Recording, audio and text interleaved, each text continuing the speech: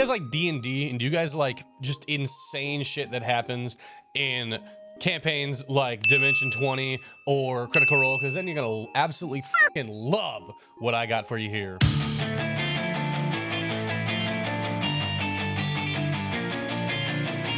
Hello, welcome back to Backstage, the show where I talk about whatever I want, whenever I want, so that I can get more regular uploads on YouTube. And today I got a real fun one for you because this is something I thoroughly love and enjoy, and anybody who has been to my streams recently, if you check out down below, you will know that I talk about this book a lot. And that is a lot for me because, for those who don't know, I'm dyslexic, so reading has not exactly been my strong suit ever. Growing up, I had a lot of hard times reading in school, and due to the American education system, I disliked reading for a very, very long time because I was forced to do it. I was put in an accelerated reading program because supposedly I was really good at reading, which is really funny because, again, dyslexic, and was forced to read boring piece of shit books like Fahrenheit 451. I don't care what you say, I hate that book with a passion. It sucks. But a book series I didn't hate with a passion was the Percy Jackson franchise because, of course, I love fantasy. I love all of that mythology, all that craziness, all that fun that was in the Percy Jackson series. And I never found a book series that was able to captivate me as much as Percy Jackson did when I was a kid.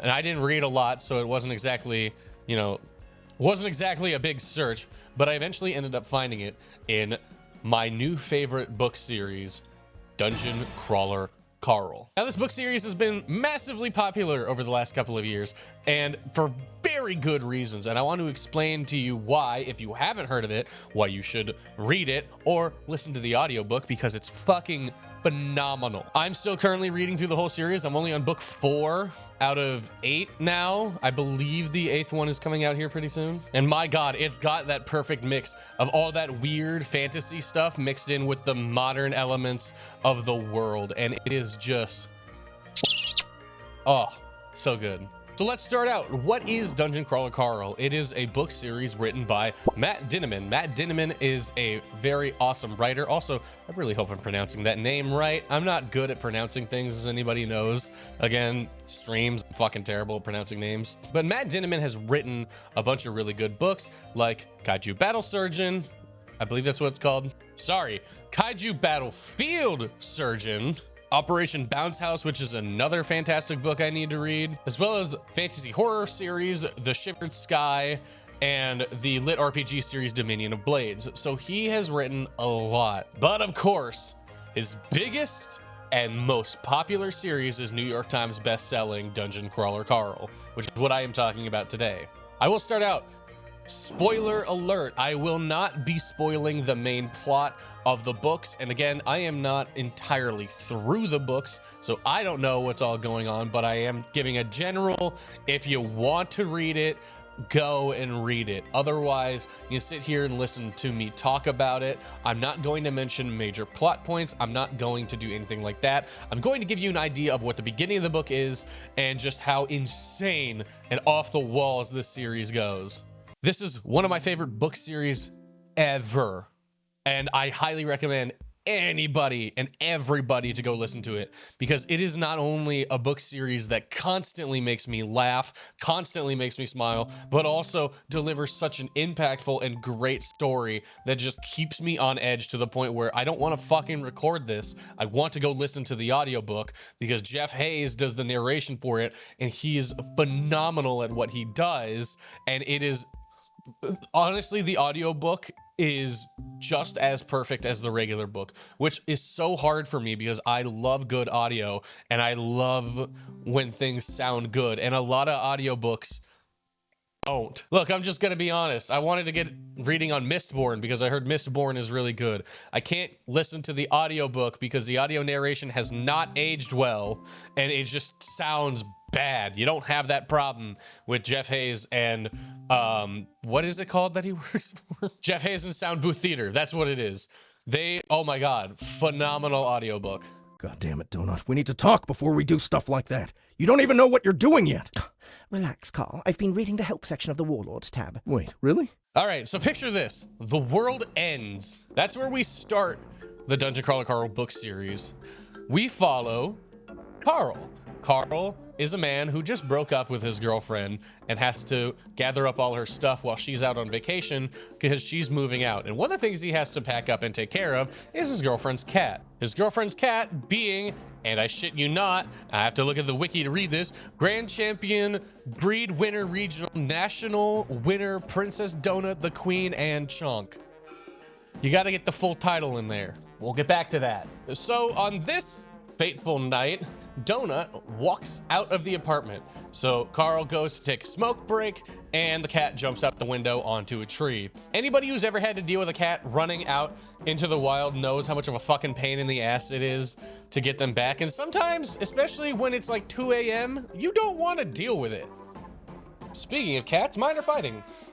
But Carl, taking care of his pet, decides, fuck it, we're gonna go take care of this. He throws on a jacket. He doesn't even put on his pants. He's still wearing his boxers. He's just like, I'll be out there for like a couple seconds, grab the cat and run back inside. So he throws on his jacket. He's got his leather jacket, just wearing boxers, just free-balling it out there. Not really, there's boxers, but he's just walking out there in his boxers. He grabs his girlfriend's Crocs because it's about the only shoes that he can really grab. Walks out, and in the short time that he is out there, grabbing the cat, boom! Every building, every car, anything that has a roof on it gets leveled, and the entire earth just becomes a flat plain. Hey, turns out there's aliens out there, and they have been wanting to come back to Earth and gather up our resources because we're apparently using too much of them, or whatever bullshit. Listen, it gets into the bullshit later on the series. We won't talk about it. Basically, all you need to know, Earth leveled, gone. Anybody who is inside a building, just dead, flattened. Carl was talking to his neighbor who was sticking her head out the window. Her head is now at his fucking feet.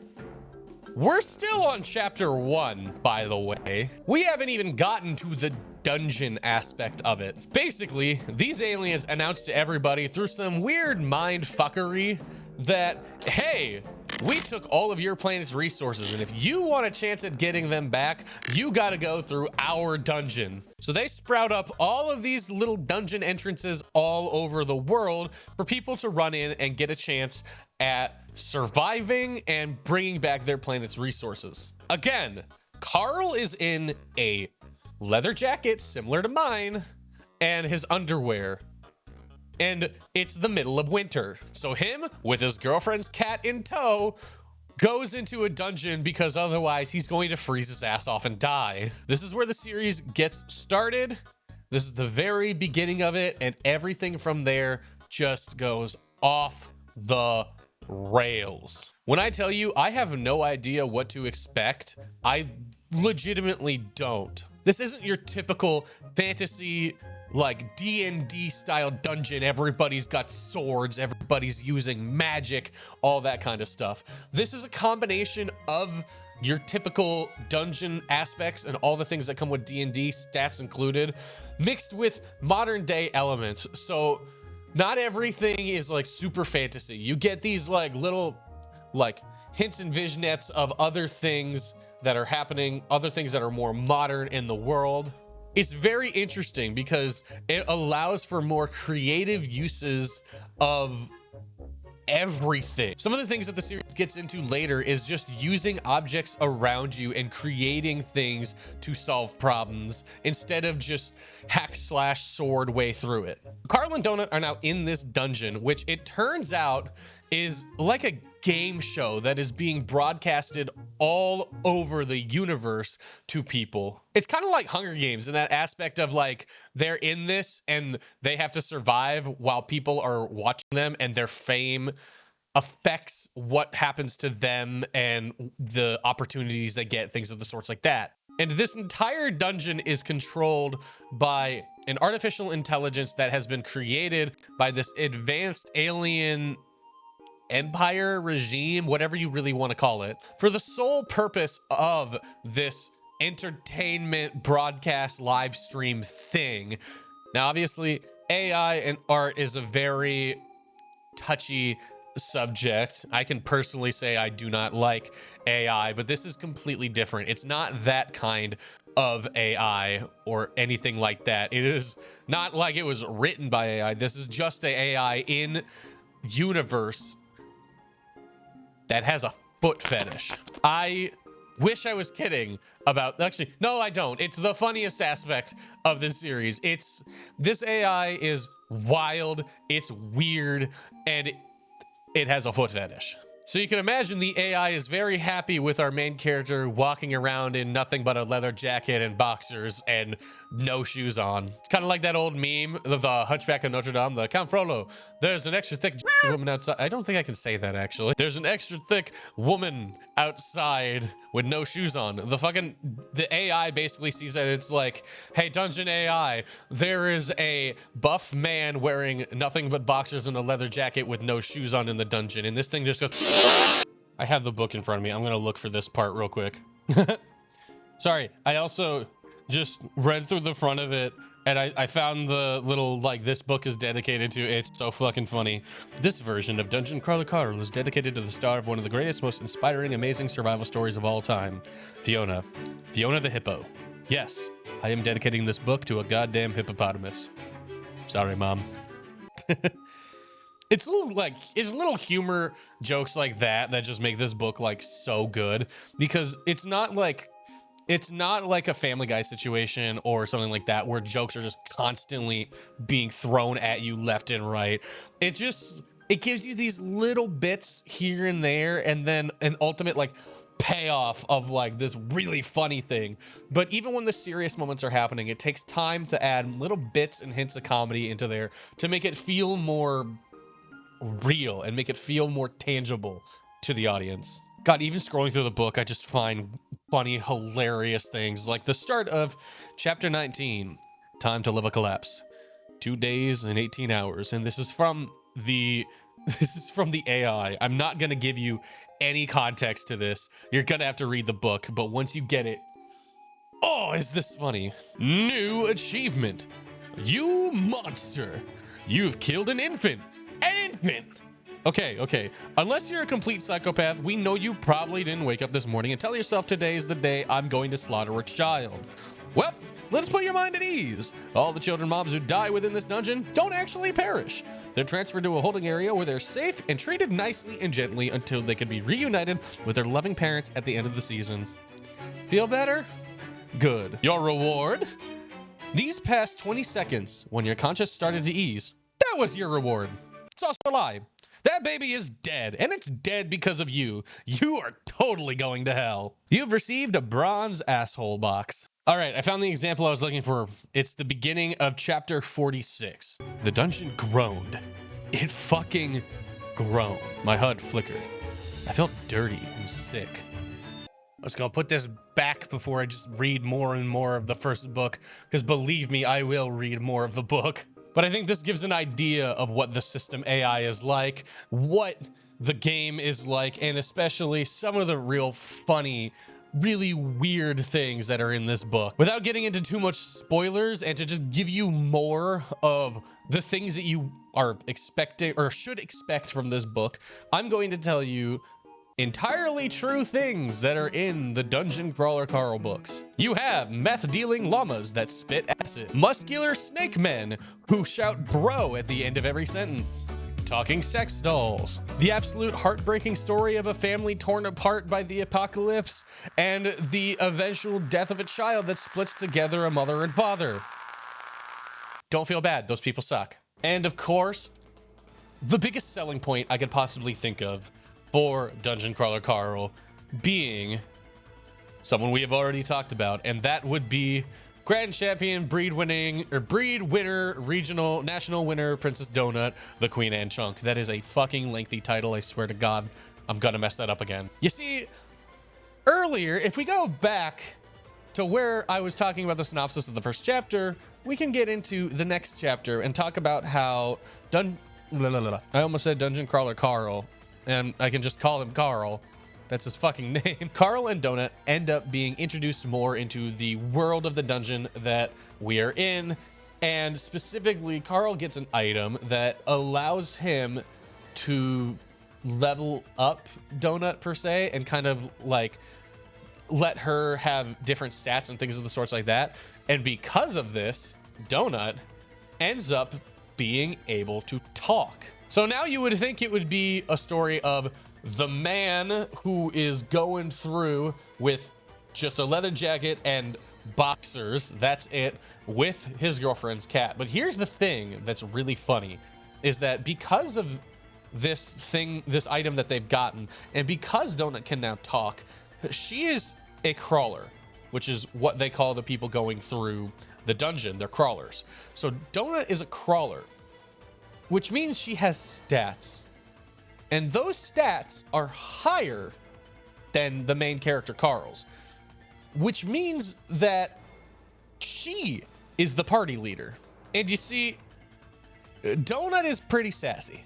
Anybody who has read this books can tell you that Donut is one of, if not the best part of the Dungeon Crawler Carl series, where Carl is the very serious, like muscle, hard thinking, we need to get through this. Donut provides a lot of the comic relief while also being a very strong, very smart crawler herself. These two's dynamic keeps it very interesting because, like I said, Carl is very smart. He thinks, well, I would say he thinks things through, but not necessarily. You have to read the book for that one.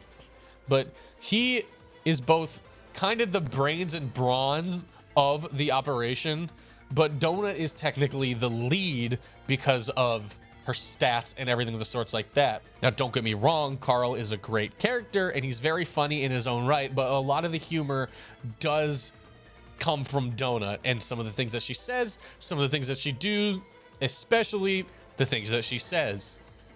And yes, I know I used do wrong there. Don't worry about it. I think a lot of the humor for Donut 2 comes through when you read the audiobook, because the voice that Jeff Hayes gives Donut is probably the best voice you could give for this character.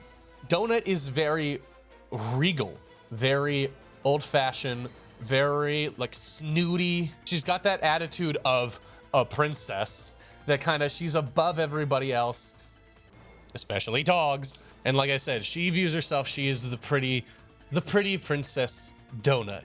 And of course, because she's a cat and she's young, she's still very much childlike and childish in nature, which is pointed out a lot in the books. Now, don't get me wrong, Donut is incredibly smart, but again, she's very childish. Eventually, they end up seeing the numbers and things from these live streams from the show that they're doing, and it really gets to her and the popularity, and she amps things up. So she is a very funny character who we also get to see grow and mature a lot throughout the series. And my God, if this cat is not the wittiest, funniest, just, God, this cat's wit is unmatched. It's so hilarious. It's hard to give a real, like, no spoiler kind of reaction and review of the book, but it is seriously one of my favorites. And I just really recommend that if you have the time, go read or go listen to it. It's easily accessible. It's not a very high level of reading. It's so funny. It's so well written, and I'm on the edge of my seat. I don't want to put the book down when I'm listening. I don't want to get out of the car. It is one of my favorite series ever, and it is so unhinged. It is so funny. It is so chaotic. It represents everything that I love and that I even put into my own content. My obsession with this book has gotten to the point that I want to get a tattoo somewhere on my body of the phrases and the quotes in Dungeon Crawler Carl. Specifically, one of the quotes that is amazing, that gets used a lot in the books by Carl. There are so many points in the book where Carl is at rock bottom and he feels like he can't go any lower, but he knows it's going to get worse. And at those points, he will sit down and gather himself, and he remembers that he is doing this for his planet, for his people. He is doing this for himself.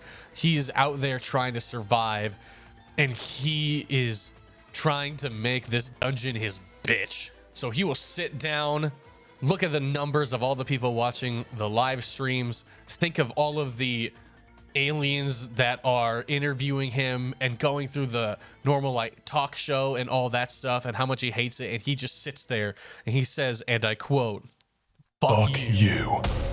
They will not break me. Fuck them all. They will not break me, but I will break them. This is my promise to myself, to my friends, and to you. Anyone who reads these words, I will break them all." And that is the other biggest part of this book. It is not just funny. It is not just action-packed.